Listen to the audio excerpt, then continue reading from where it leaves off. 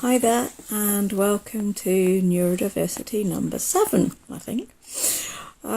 So today I'm going to speak about navigating the system, and this is particularly relating to ADHD because that's my area of expertise and that I know most about, and where there's an awful lot of problems. So if you suspect that you have ADHD, you go to your GP and say, I've got thoughts I might have ADHD, then your GP can get you to fill in some basic forms and can refer you to the appropriate places in the NHS for you to be assessed and potentially diagnosed.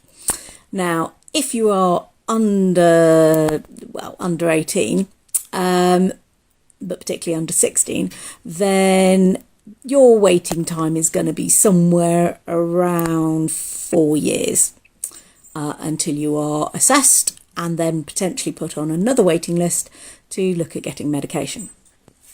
So if you are starting to realise that you're having problems as you get into secondary school, you're going to be already sitting your GCSEs by the time you get to be assessed and potentially put on medication, which means that your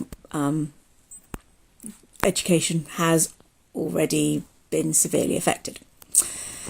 If you are an adult, however, you're looking at somewhere up to even 8 years before you get assessed, and then potentially another couple of years on a waiting list to get medicated.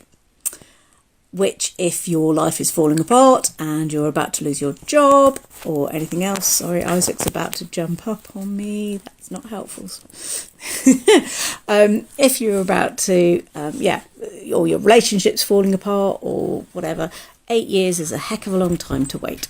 And this is where the problem is going, that there isn't enough capacity within the NHS yet to see everybody, to work out who are the people who do have ADHD, who are the people who actually have depression or anxiety or many of the other conditions that can also cause all sorts of problems.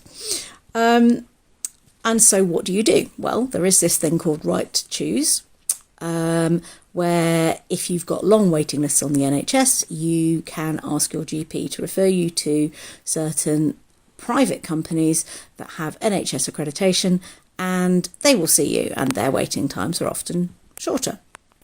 And ADHD was included on the list of things that could be referred to for Right to Choose.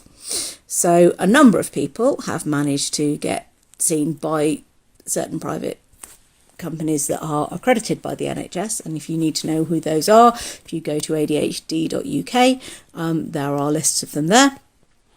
And they have been seen by those companies. Now, not all of those companies also do medication. They sometimes just do assessments. But hopefully your GP should accept shared care once you're stabilised on medication and then prescribe for you on the NHS.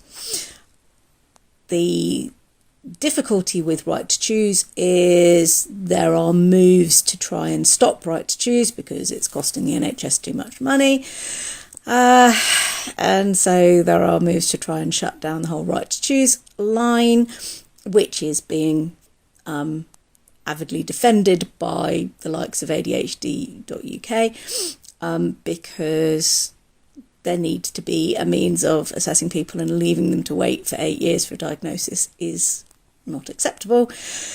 But what do you do when the system's clogged up and there aren't enough people trained to assess and all the rest of it? So the third route is to go privately, and their waiting times can be anything from a few weeks to a few months, but you pay for it. And your GP is under no obligation to accept shared care once you are stabilised on medication, and so you may find yourself within the private system thereafter, or trying to switch to a GP who would accept shared care, and you've got to navigate what the private company is like, because there are people out there who recognise that there's a bubble and are wanting to maximise their profit from it. There are other companies, such as the company that I work for, where we try to do it on the absolute minimum because we're not trying to make a fast buck. We recognise that there's a desperate need for people to get seen and get medicated and to turn things around. And so we try and keep it absolutely to the minimum, but we've not yet got NHS accreditation to be on Right to Choose, and who knows whether Right to Choose will still be around by the time we hit the benchmarks for that. So those are your options: NHS, Right to Choose, or private. If you are going private, look for companies that assess and diagnose and medicate in line with NICE guidelines, NICE, National Institute of Clinical Excellence, are in line with those and in line with their policies for medicating and so on, and shop around and try and get recommendations and look for people who are going to continue to monitor you.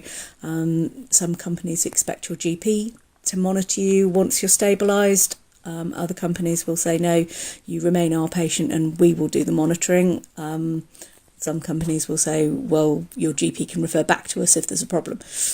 So just be wary where you go and do your research is all I can say.